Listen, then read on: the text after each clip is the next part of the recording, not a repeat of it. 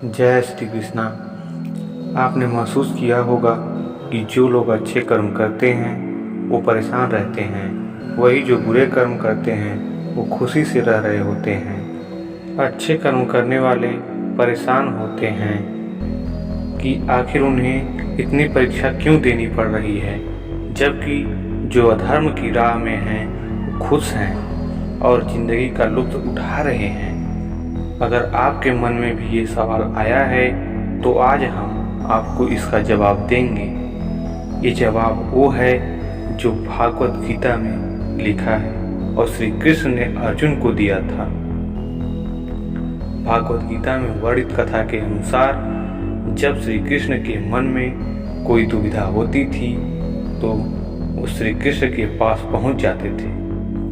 एक बार की बात है, अर्जुन भगवान श्री कृष्ण के समीप आकर कहा कि वो दुविधा में है और इसका जवाब वो श्री कृष्ण से चाहते हैं। श्री कृष्ण ने पूछा कि क्या सवाल है। अर्जुन ने कहा, मुझे ये जानना है कि अच्छे लोगों के साथ हमेशा बुरा ही क्यों होता है, वहीं बुरे लोग खुशहाल दिखते हैं।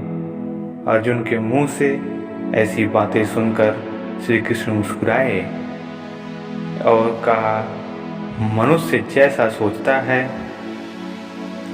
और महसूस करता है वैसा कुछ नहीं होता है, बल्कि अज्ञानता की वजह से वो सच्चाई नहीं समझ पाता है। अर्जुन उनकी ये बात समझ नहीं पाए। श्री कृष्ण ने अर्जुन से कहा, पार्थ, मैं तुम्हें एक कथा सुनाता हूँ, उसे सुनकर तुम समझ जाओगे कि हर प्राणी को उसके कर्म के हिसाब से ही फल मिलता है।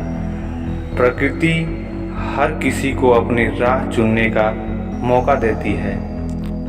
अब वो मनुष्य की इच्छा पर निर्भर करता है कि उसे धर्म की राह चुननी है या अधर्म की। कथा शुरू करते हुए श्री कृष्ण ने कहा, एक नगर में दो पुरुष रहा करते थे। एक पुरुष व्यापारी था जिसके जीवन में धर्म की बहुत महत्ता थी।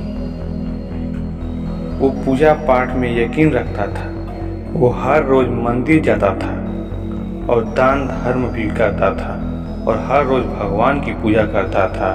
वहीं दूसरा पुरुष बिल्कुल विपरीत था। वो हर रोज मंदिर तो जाता था लेकिन पूजा करने नहीं, बल्कि मंदिर के बाहर से जूते चप्पल चुराने। उसे दान और धर्म से कोई लेना देना नहीं था। समय बीतता गया और एक दिन बहुत जोर की बारिश हो रही थी। इस वजह से मंदिर के में पुजारी के अलावा कोई नहीं था। ये बात जब दूसरे पुरुष को पता चली तो उसने कहा, ये सही मौका है मंदिर का धन चुराने का। पंडित से नज़र बचाकर उसने मंदिर का सारा धन चुरा लिया।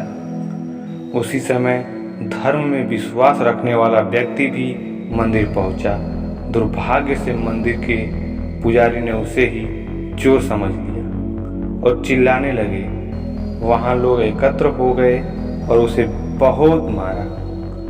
किसी तरह वो बचते बचाते वहां से निकला तो दुर्भाग्य ने उसका साथ वहाँ भी नहीं छोड़ा।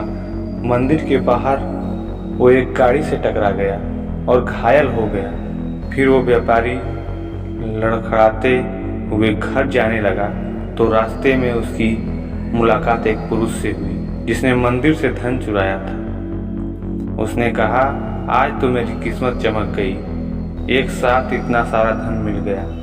ये सब देखकर उसे बहुत बुरा लगा और उसने अपने घर से भगवान की सारी तस्वीरें निकाल दी।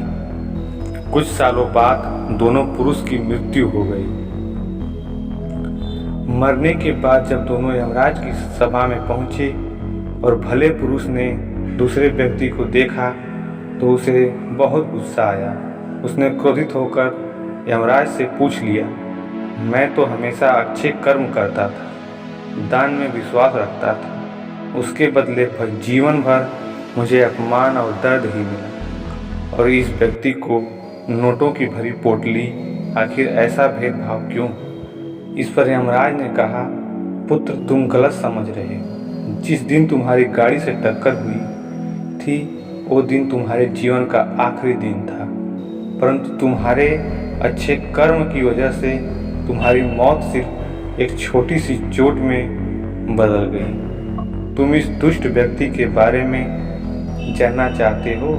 दरअसल इसके भाग्य में राजयोग था, मगर इसके कुकर्मों और अधर्म की वजह से वो सिर्फ एक छोटी सी धन की पोटली में बदल गया। कथा सुनने के बाद श्री कृष्ण अर्जुन से कहते हैं, पार्थ, क्या अब तुम्हें तुम्हारे सवाल का जवाब मिल गया? ऐसा सोचना कि भगवान तुम्हारे कर्मों को नज़रअंदाज कर रहे हैं, ये बिल्कुल भी सत्य नहीं है।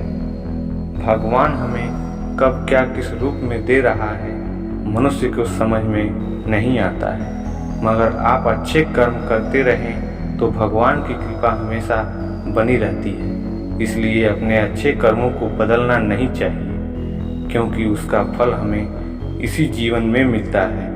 इसलिए मनुष्य का फर्ज है कि वो हमेशा अच्छे कर्म करते रहे, क्योंकि श्री कृष्ण ने गीता में भी बताया है कि किसी के द्वारा किया गया कर्म बेकार नहीं जाता, चाहे वो अच्छा हो या बुरा।